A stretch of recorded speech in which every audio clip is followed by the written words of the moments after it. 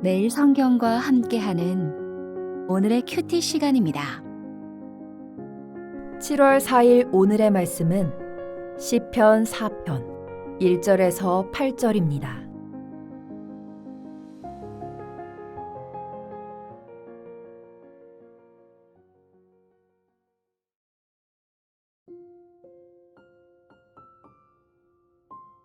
내 의의 하나님이여, 내가 부를 때에 응답하소서. 곤란 중에 나를 너그럽게 하셨사오니 내게 은혜를 베푸사 나의 기도를 들으소서. 인생들아, 어느 때까지 나의 영광을 바꾸어 욕되게 하며 헛된 일을 좋아하고 거짓을 구하려는가. 셀라. 여호와께서 자기를 위하여 경건한 자를 택하신 줄 너희가 알지어다. 내가 그를 부를 때에 여호와께서 들으시리로다. 너희는 떨며 범죄하지 말지어다. 자리에 누워 심중에 말하고 잠잠할지어다. 셀라. 의의 제사를 드리고 여호와를 의지할지어다. 여러 사람의 말이 우리에게 선을 보일 자 누구뇨 하오니 여호와여, 주의 얼굴을 들어 우리에게 비추소서. 주께서 내 마음에 두신 기쁨은 그들의 곡식과 새 포도주가 풍성할 때보다 더하니이다. 내가 평안히 눕고 자기도 하리니 나를 안전히 살게 하시는 이는 오직 여호와이시니이다. 오늘 시편은 다윗의 시입니다. 다윗이 어떤 상황 속에 이 시를 지었는지 정확하게 알 수는 없지만 본문 속에 유추해 볼 때 헛되고 거짓된 일을 구하는 자들이 다윗을 욕되게 하는 상황 속에 쓰여진 것으로 보입니다. 시편 3편이 아들 압살롬에게 쫓겼던 고통스러운 아침의 노래였다면 시편 4편은 그 고통의 하루를 보내고 마침내 어두운 밤을 맞이한 한 인간의 진순한 기도가 담겨 있는 것 같습니다. 본문의 대략적인 내용은 대적들이 헛되고 거짓된 일로 다윗을 중상모략하여 그 명예를 훼손하는 상황 속에서 시인이 하나님께 은혜를 베푸실 것을 구하는 내용입니다. 1절은 하나님께 드리는 간구로 시인은 내 의의 하나님이여 라고 먼저 하나님을 부릅니다.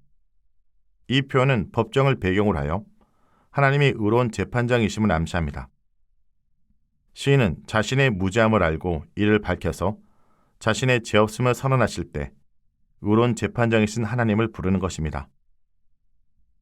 하나님을 부르며 간구하는 표현이 4번 반복되는데 이것은 간곡함을 나타내는 것입니다.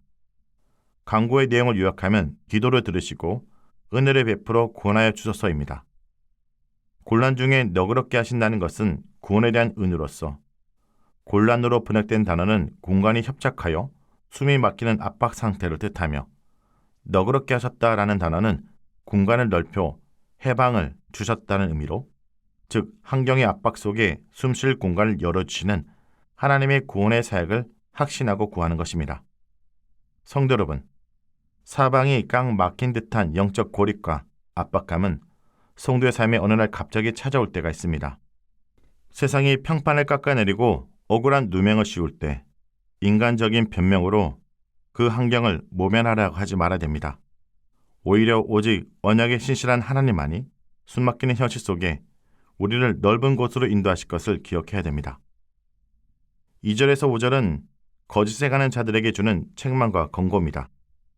하나님께서 기도를 들으시고 은혜를 베푸셔서 곤란 중에서 자신을 구원하실 것을 확신하는 시인은 대적들을 향해 책망합니다. 시인의 초점이 하나님에게서 그를 곤란에 빠뜨린 것으로 보이는 죄인들에게로 옮겨가고 있습니다. 시인은 이들을 향해 인생들아, 너희가 언제까지 악을 행하려느냐, 언제까지 헛된 일을 좋아하고 거짓을 구하려 하느냐 책망합니다. 여기서 인생들은 원어적 의미로 볼 때 사회에서 권력을 가진 지도자들이라고 할 수 있습니다. 그래서 이 지도자들이 왕에게 대항하여 거짓으로 왕의 권세와 위엄을 손상하는 악을 행하고 있는 상황인 것 같습니다. 그리고 이렇게 대적들의 사회적 위치나 신분만이 아니라 책망의 내용을 통해 대적들의 태도와 의도도 알 수 있습니다. 그들은 헛된 일을 좋아하며 거짓을 추구합니다. 헛된 일은 유익이 없는 것, 의미나 목적이 없는 것, 노력하고 힘써 해도 아무런 효력이나 성과를 거두지 못하는 것을 뜻합니다. 대적들은 유익이 없고 의미나 목적이 없는 것을 좋아하며 거짓과 속임을 따르는 자들입니다. 이는 아마도 대적들이 사실이 아닌 아무 근거 없는 거짓말로 중상모략하여 시인의 건세와 위엄을 송상하려고 했던 것으로 보입니다. 시인은 이런 위기 속에 기도하며 확신을 갖게 된 것입니다. 3절은 하나님이 구원하실 것을 시인이 확신할 수 있었던 근거와 대적을 향해 책망할 수 있었던 이유를 제시합니다. 시인은 하나님 앞에 구원을 간구하는 가운데 거짓을 추구하는 자들과 달리 자신이 하나님께 속했음을 다시 한번 생각하게 되었고 확신하게 되었습니다. 하나님께 속한 자라는 믿음이 구원을 확신하고 대적들을 책망하고 권고하게 되는 근거가 되었습니다. 시인은 대적들에게 자신이 하나님이 선택하신 경건한 자임을 알라라고 하며 하나님께서 그의 기도를 들으실 것을 선언합니다. 그리고 4절의 대적들에게 하나님을 두려워하여 범죄하지 말라라고 권고합니다.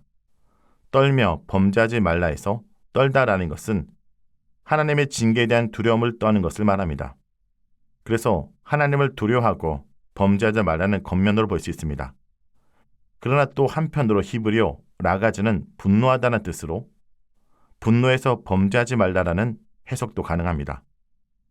이어서 시인은 자리에 누워 심중에 잠잠할지어다 라고 하는데 밤에 조용히 반성과 묵상의 시간을 가져 시인이 권고한 것을 비추어 내적으로 깊이 숙고해 보라고 권면합니다.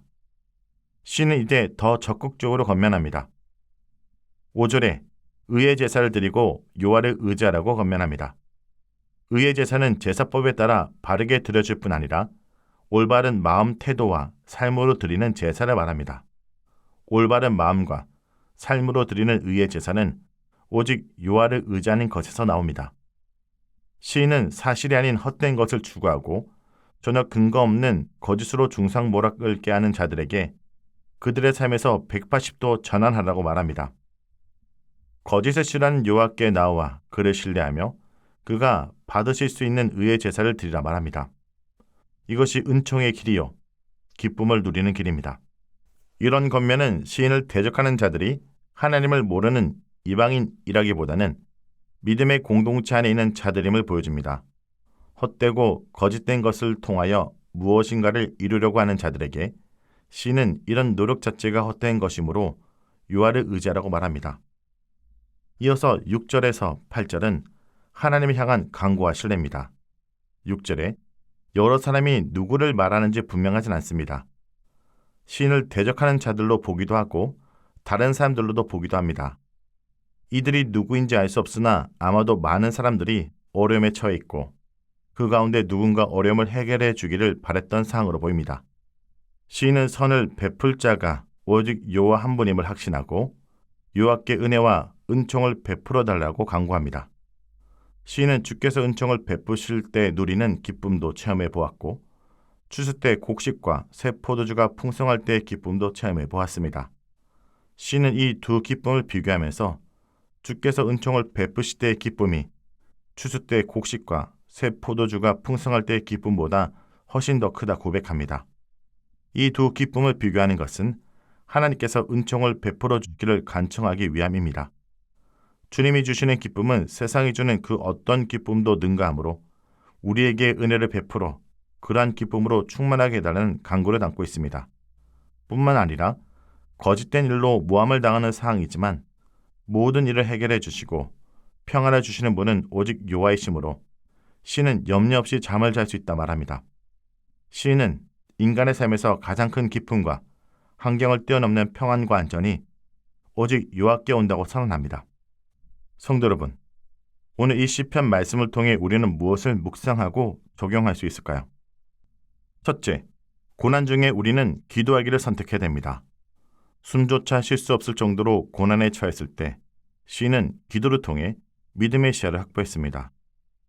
여러분, 오늘날 우리에게 찾아온 고난은 하나님과 관계를 멀게 만드는 것이 아니라 더욱더 하나님께 나아가 기도하고 간구하는 기회인 것입니다. 둘째, 고난 중에 의인의 길을 가기로 선택해야 됩니다. 고난이 닥쳐 평상시 드러나지 않았던 그 사람의 진면목이 드러납니다. 믿음이 좋았던 것처럼 보였는데 내가 믿는 것이 하나님이 아니라 내 능력이요, 내 소유요, 내 자원이었다는 것이 드러나기도 합니다. 하지만 시인의 진가는 고난 중에 더욱 드러났습니다. 과거의 영광은 온데간데 없이 사라졌고 자신을 따르는 사람들도 모두 돌아섰지만 하나님께 시인은 등을 돌리지 않았습니다. 도리어 더욱 간절히 하나님을 찾았습니다. 그리고 더욱 담대했습니다. 무서워 떨 만한 상황이었지만 도리어 대적들을 향해 분노하지 말고 함부로 말하지 말라고 호통을 칩니다. 불의를 멈추고 하나님께 의의 제사를 드리고 그분을 의지하라고 훈계합니다. 사실 자신을 향해서 하는 말이었을 것입니다.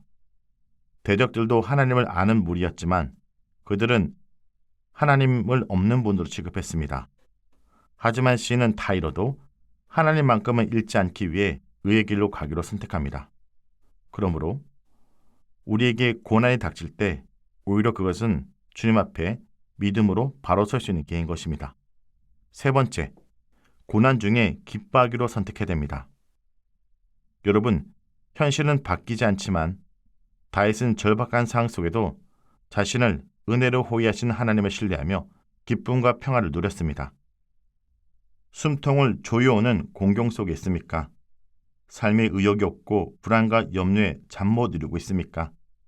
여러분, 주님을 피난처와 안식처로 삼으십시오.